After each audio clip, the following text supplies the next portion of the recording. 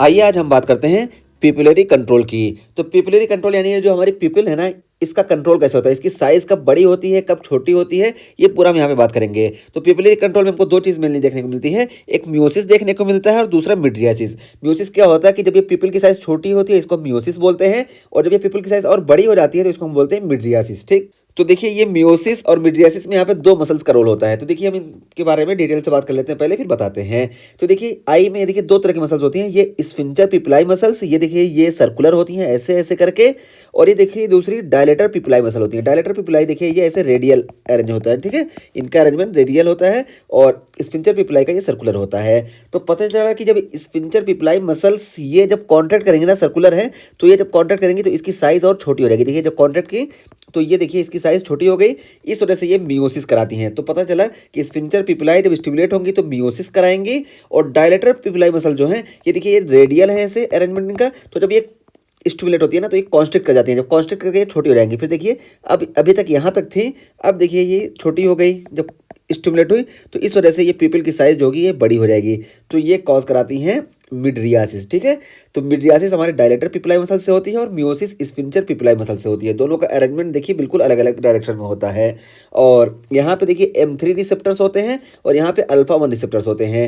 M3 means ये जो होते हैं ये मस्कुलिनिक रिसेप्टर्स हैं, और ये जो है ये एड्रिनर्जिक रिसेप्टर यहाँ प्रेजेंट होता है। तो ये सारी चीज़ें हम बता दिए, और एक चीज़ और बताएं कि ये जो होती है स्फिंक्टर पिपिलाई मसल्स, ये हमारे कोलिनर्जिक नर्वस सिस्टम से यानी पैरासिम्पैथेटिक नर्वस सिस्टम से इनर्वेट होती हैं। और पैरासिम्पैथेटिक नर्वस सिस्टम जितने भी होते हैं सारे कोलिनर्जिक होते हैं, हम पहले ही बता चुके हैं ऑटोनोमिक रिसेप्टर के टॉपिक में। ठीक है, उसकी लिंक हम यहाँ डिस्क्रिप्शन में दे देंगे, आप एक बार फिर से वहाँ देख लीजिएगा कि जितने भी पैरासिम्पैथेटिक नर्व फाइबर होते हैं सारे जो होते हैं ये कोलिनर्जिक होते हैं।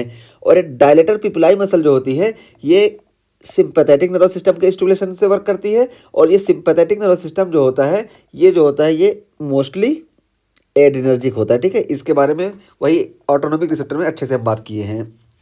तो ये चीज़ हुई। अब यहाँ पे देखिए क्या बताया गया कि मियोसिस क्या होती है, ये यहाँ पे प्यूपिल में हमको कॉन्स्ट्रिक्शन देखने को मिलता है। तो मियोसिस में हमको प्यूपिल की साइज छोटी देखने को मिलेगी, और ये पैरासिम्पैथेटिक स्टिमुलाई होती है। और यहाँ पे देखिए सिंपैथेटिक और पैरासिम्पैथेटिक की जब हम बात किए तो ये पैरासिम्पैथेटिक आउटफ्लो जो होता है ये ब्रेन से होता है। ठीक है, ब्रेन से या तो सैक्रम से। ठीक है, इसी वजह से इसको हम बोलते हैं cranio sacral outflow.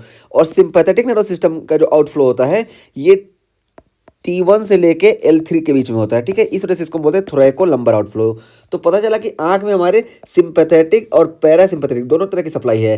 Parasympathetic direct brain से यानी डायरेक्ट ब्रेन से ये पहुंच जाएगी, जबकि सिंपैथेटिक जो होगी ये ब्रेन से तो स्टिमुलेट होगी यहाँ से, लेकिन ये पहले जाएगी T1 के लेवल पे, फिर यहाँ से दोबारा एसेंड होके ये आएगी यहाँ पे डायलेटर पिपिलाई मसल पे। आगे हम डिटेल में बात करते हैं। ठीक है, तो ये चीज़ हुई।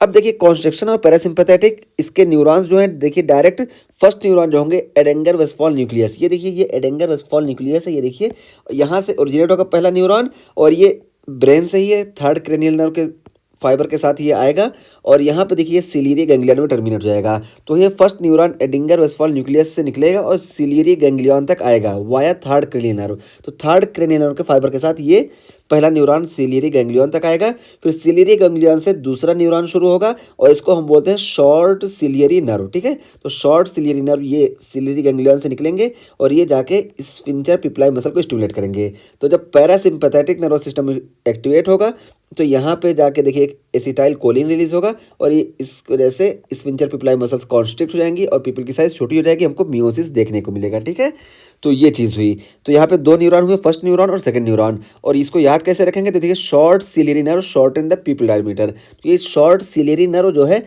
ये प्यूपिल के डायमीटर को छोटा करती है, ये चीज़ हुई। ठीक, और उसके बाद फिर देखिए हम मिड्रियासिस की हम बात किए